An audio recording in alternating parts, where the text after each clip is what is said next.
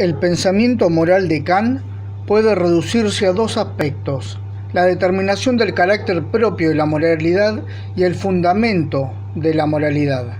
Estas dos cuestiones dependen, por otra parte, una de otra y se resuelven una por la otra. La filosofía de Kant se desarrolla en dos tiempos, expresado en tres cuestiones. ¿Qué podemos saber? Y Kant responde a esto con Crítica de la razón pura, de 1781. ¿Y qué debemos hacer y qué podemos esperar? Y Kant responde a estas preguntas con la Crítica de la razón práctica, de 1788. Después de la Crítica de la razón pura es cuando la moral debe buscar su punto de partida. Ahora bien, al analizar el conocimiento, Kant había llegado a juzgar que nuestros juicios no son impuestos por los objetos exteriores, sino por las leyes de nuestro espíritu. Así, Crítica de la razón pura concluía en la imposibilidad de conocer el mundo de los nómenos o la cosa en sí. Pero el problema de la moral consiste en encontrar a nuestra acción una ley universal que sirva de regla a los actos. Pues la moral debe ser una ciencia. Esto Kant no lo discute. La moral será una ciencia o no habrá moral. Y no duda de que hay una moral. Pero no hay ciencia más que cuando hay leyes generales, es decir, reglas de aplicación constante y universal. Kant se entrega a la crítica de la moral tal como había sido entendida hasta entonces. Se ha tratado siempre de construir la moral, sea apoyándola en una metafísica o sea en las tendencias naturales del hombre. Pero estas dos vías son igualmente caminos sin salida.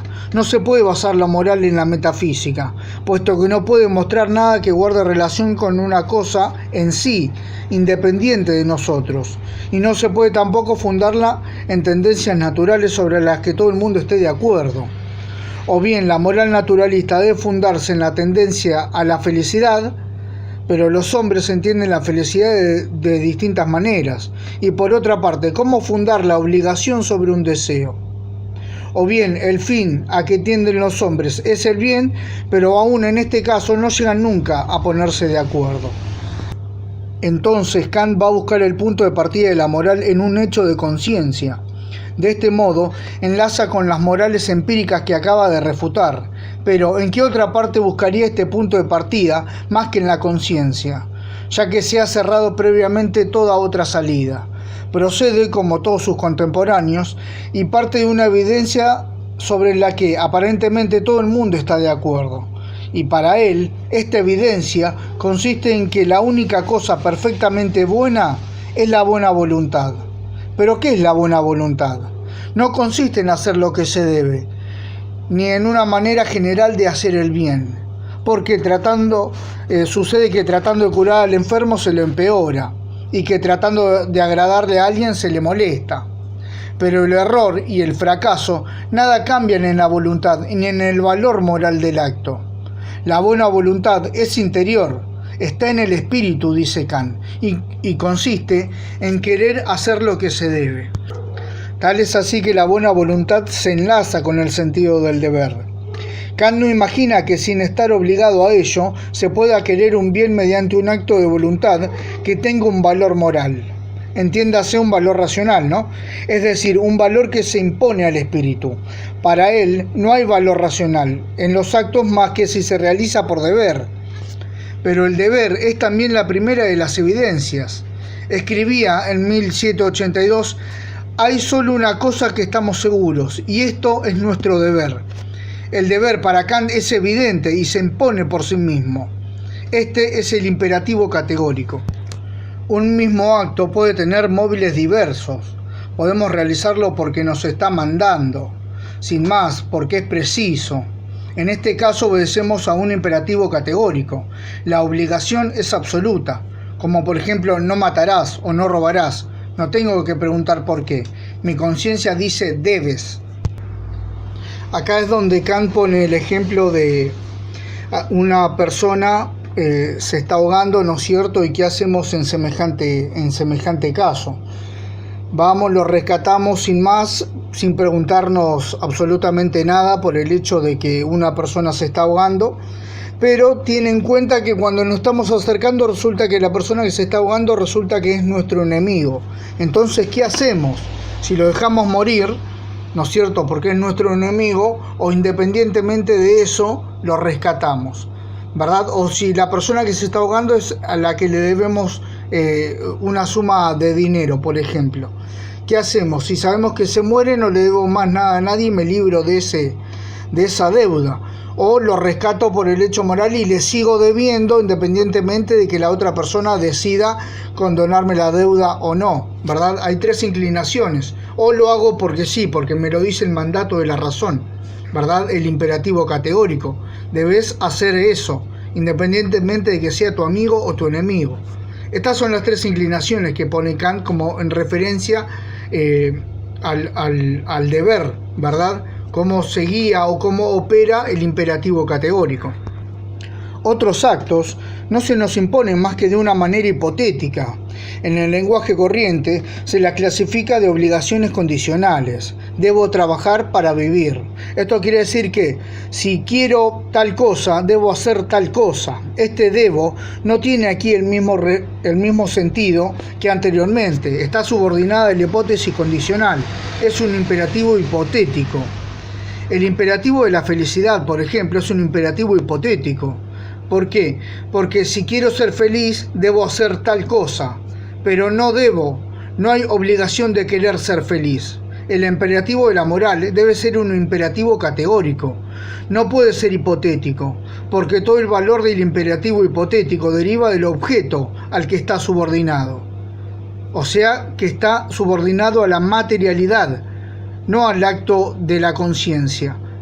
Un imperativo hipotético no se compone más que si depende él mismo de un imperativo categórico. El imperativo moral debe además ser puramente formal, dice Kant. Esto corresponde a una distinción que Kant, bajo la influencia de la filosofía de su tiempo, reconoce entre la materia y la forma de los actos.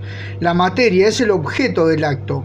La forma es el aspecto bajo el que aparece al espíritu. Yo puedo realizar un mismo acto por razones diversas. Puedo trabajar para vivir, puedo satisfacer mi curiosidad, para satisfacer la necesidad de actividad, para salvar mi alma, o por muchas otras cosas más. La materia del acto parece la misma, su forma cambia. La forma del acto, en Kant, es poco más o menos la intención del lenguaje corriente. El imperativo moral debe ser categórico, y el imperativo categórico no puede ser más que puramente formal, entendiéndose por ello que no puede recaer más que sobre las formas de los actos. ¿Cómo imaginar un imperativo categórico, dice Kant, que recaiga sobre un acto material? Si el acto material está siempre subordinado a condiciones hipotéticas, es decir, no necesarias. Es siempre particular por la naturaleza misma del objeto material. Solamente el imperativo formal puede tener el carácter de necesidad y de universalidad que exige la ley racional. Porque recordemos que Kant quiere aplicar las leyes de la física a la moral también, las leyes de la matemática a la moral. Tiene que ser necesario y universal. ¿Se entiende? El deber es una forma pura y el valor moral de los actos resulta de la aplicación de esta forma, dice Kant. Un acto no es moral más que cuando se hace por deber, pero un acto puede ser conforme a la moral, sin que se le realice por deber.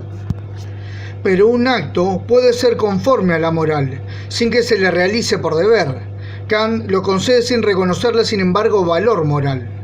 Este acto es legal, es conforme a la ley, eso es todo. Carece de valor moral, pues no está inspirado en la preocupación moral. La moral no interviene en el acto. Si yo hago una limosna por compasión o por temor de ser criticado, no obro moralmente, obro legalmente. Para obrar moralmente no basta hacer su deber, es preciso además hacerlo por deber. La noción del deber es puramente racional, pero ¿qué se entiende por racional? ¿Qué se entiende por ello? Para comprenderlo hay que recurrir a la noción kantiana de conocimiento. Si Kant cree que no conocemos nada de la realidad del mundo exterior, es porque cree haber descubierto que no conocemos nada sino a través de las formas a priori. Estas formas son a priori porque vienen de nuestro espíritu y no de la experiencia.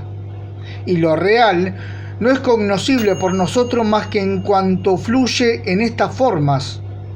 Tales son el principio de causalidad, el tiempo y el espacio. No los encontramos en lo real.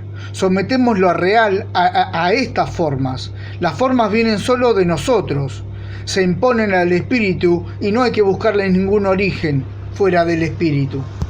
Entonces las formas a priori dan origen a los juicios sintéticos a priori, mediante los cuales el espíritu afirma las formas a priori y sus propiedades necesarias. Los juicios sintéticos a priori constituyen el primer paso de la razón y el punto de partida de todo conocimiento racional. Son sintéticos porque no parten del análisis de otros conocimientos, y son a priori porque no vienen de la experiencia. Ahora bien, Kant estima y cree haber encontrado en ello un pensamiento nuevo, que no hay que admitir solamente formas a priori para la razón pura o el conocimiento teórico, sino también para la razón práctica. Esta forma a priori de la razón práctica es el deber. La noción del deber deriva de las leyes de nuestro espíritu y no hay que hacer más indagaciones.